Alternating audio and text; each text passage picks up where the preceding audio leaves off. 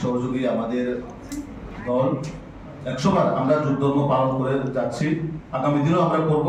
এই ত্রিপুরা রাজ্যকে উন্নয়ন করার জন্য আমরা সবাই মিলেমিশে কাজ করব, কিন্তু এর মধ্যে আমাদের দেখতে হবে এইভাবে কুমন্তব্য করে ও সাংবিধানিক শব্দ প্রয়োগ করে ত্রিপুরা রাজ্যকে যাতে জাতি জনজাতির যে মিলনের স্তর সেটাকে যেন আমরা কলুষিত না করে।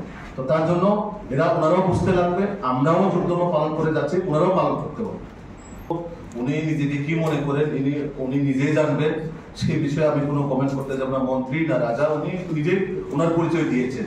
তো ওনার বক্তব্য এখন কি কারণে উনি দিচ্ছেন এবং কি ফ্রাস্ট্রেশনে আছেন উনি নিজেই জানবেন।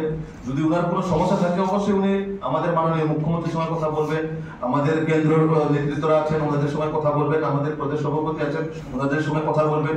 সমস্যা থাকলে অবশ্যই সমাধানও থাকবে এখানে, কিন্তু এইভাবে মানে অসাংবিধানিক শব্দ প্রয়োগ করে নিজেদের মধ্যে একটা বিভাজন সৃষ্টি করা, এটা আমরা কোনোভাবে মেনে নিতে পারি না।